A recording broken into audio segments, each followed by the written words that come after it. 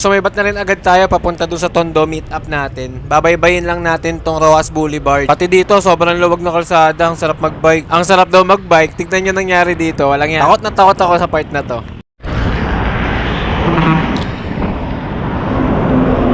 Kaya mo!